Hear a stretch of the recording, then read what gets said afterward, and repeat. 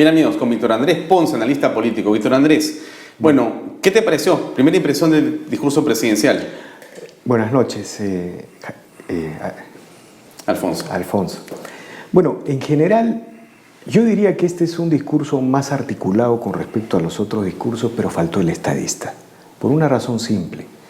El presidente entra a su último año de gobierno, entra al último año donde el desarrollo de un cronograma electoral va a determinar el destino del cuarto gobierno elegido de manera democrática, libre, sin interrupciones, Alfonso. Eso es muy importante. Hay que recordar que durante el siglo XX nos pasamos diciendo que estamos condenados a vivir 10 años de dictadura seguidos de otros 10 de democracia. Eso era el siglo XX.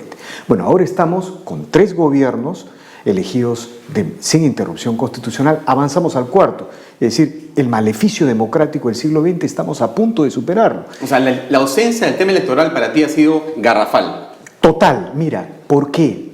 Porque si el presidente, como primer magistrado de la nación, es el único hombre que eligen los 30 millones de peruanos, la otra institución es el Congreso, pero es una asamblea plural, ¿no es cierto? Si el presidente asumía la conducción, la imagen, la figura de la transición hacia el nuevo gobierno, yo creo que Ollanta empezaba a absorber todos los pasivos acumulados durante su gestión y de una u otra manera empezaba a reconstruir su imagen como el tercer presidente constitucionalmente elegido. Ha perdido esa oportunidad. Ha perdido. No la ha visto. No la ha visto. Mira. O sea, él cree que hablar de la elección es una cosa que lo debilita o que es irrelevante. Claro, porque mira, si él hubiera asumido ese espíritu, hubiera interpretado el espíritu de la elección de la mesa directiva del Congreso. Pero él no ha leído ni ha visto. O sea, no ha leído el mensaje político de esa elección del domingo. Así es. Hubiera interpretado eso. Además, hubiera interpretado a su propio gabinete.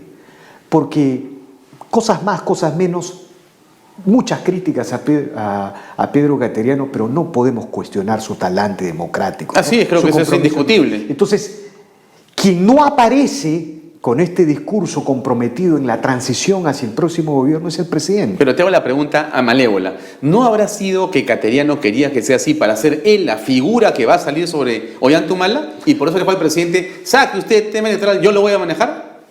No lo sé, es muy maquiavélico, ¿no? Es muy maquiavélico. El poder es maquiavélico, ¿no? Bueno, no es un lecho de rosas. Sí, pero sí, evidentemente existe una posibilidad de ese tipo, pero yo diría que en general entramos medio complicados a esta transición electoral, ¿no es cierto?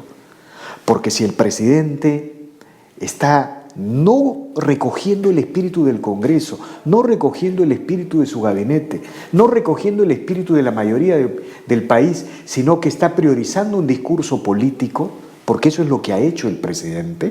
Digamos, cuando el presidente se dedica a enumerar los logros sociales de los programas sociales, valga la redundancia, o los logros... Es plata que he regalado. Esta es toda la plata que he regalado. No, pero al margen de eso, lo que él está haciendo es intentando recuperar audiencia en la ciudadanía. Es decir, está intentando recuperar un discurso, una ofensiva política, ¿no es cierto? Entonces, pero lo más grave del discurso, a mi entender, el presidente cree que se puede reducir pobreza con gastos sociales y sin inversión privada y sin crecimiento sostenido de la inversión privada. Y por lo tanto, y sin trabajo. Es lo más increíble esa filosofía. No, eso sí, justo ahora hablando con algunos amigos, eso huele a modelo brasileño, ¿no? Es decir, mira, quien reduce pobreza en el Perú, según el discurso del presidente Humala, es el Estado. Ya no es la inversión privada que permitió reducir pobreza de 60 puntos a 22% de la población. La inversión privada, ¿no? Ya no es la inversión privada.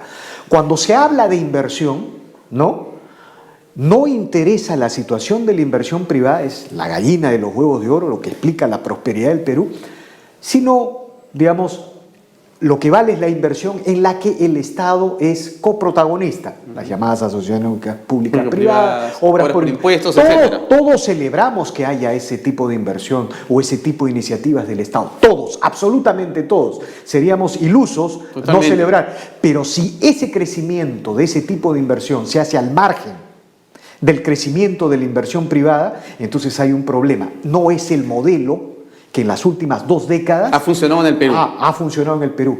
Pero no solamente eso, Alfonso, no se ha dicho nada sobre la minería. No se ha mencionado, Tía María no existe, Conga no existe.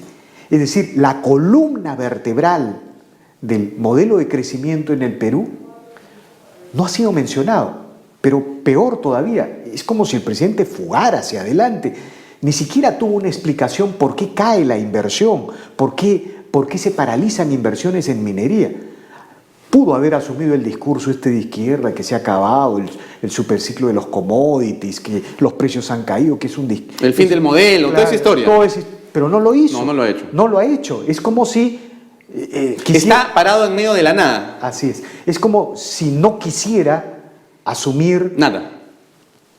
La génesis de su fracaso, que es la desaceleración, ¿no?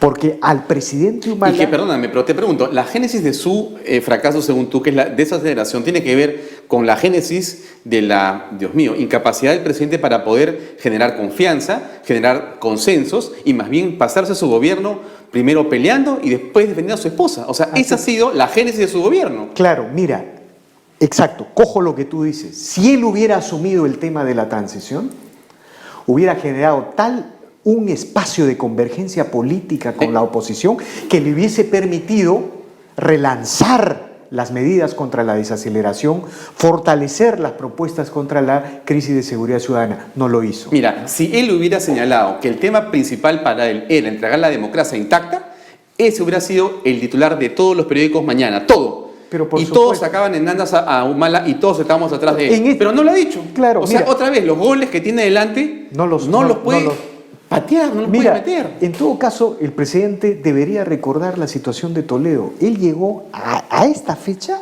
con menos de 10 puntos de aprobación, casi 7 puntos. Yo recuerdo que en esa época se hablaba de la vacancia presidencial. Totalmente. Pero ¿qué hizo Toledo? A diferencia de Humala, encabezó la transición democrática, encabezó la movilización del Estado hacia el cronograma electoral. Y bueno, Toledo terminó con 30 puntos de aprobación y, digamos, recuperó capital político y pudo seguir haciendo política. Pero entregó la democracia de manera correcta, no se metió en el tema de la elección. Claro, exacto, porque ese es el gran problema, esa es la gran sombra. Y aquí da la impresión de que este grupo de gente, el presidente y la gente que lo acompaña, quieren meter la mano. Esa es la impresión que da. Lo que da la impresión es que van a alterar la neutralidad de algunas instituciones del Estado. Y lo están haciendo ahora, claro, ¿no? Lo están haciendo ahora. Lo grave de todo esto, Alfonso, es que, mira, muy rápidamente, ¿no? Si uno se preguntara por qué tenemos 3 gobiernos constitucionales elegidos sin sobresaltos y vamos al 4º, uno diría, ¿es por los partidos políticos? No puede ser, tienen 5 de aprobación. ¿Es por las instituciones de la democracia? No puede ser, tienen 10, 12. El Ejecutivo tiene algo de 20 puntos de aprobación. No puede ser. ¿Por qué? Es por el crecimiento económico, es por la economía. Que viene de la inversión privada, inclusive de la informalidad. Así es, así es. Entonces, cuando nuestros amigos sociólogos de izquierda dicen, no, a ustedes solo les interesa la economía, no, mentira. Nos interesa la economía principalmente porque es lo que explica la continuidad democrática y explica las libertades en el Perú. Y eso está en cuestión ahora. Y por eso mismo hay que alertar a la ciudadanía. Ese va a ser probablemente uno de los grandes temas de los comicios del 2016. Bien, Víctor Andrés, muchas gracias por tu presencia en Redes y Poder. Esperamos tenerte pronto nuevamente. Gracias, Alfonso. Bien, amigos, vamos a una pausa a comenzar y venimos con la última parte del programa.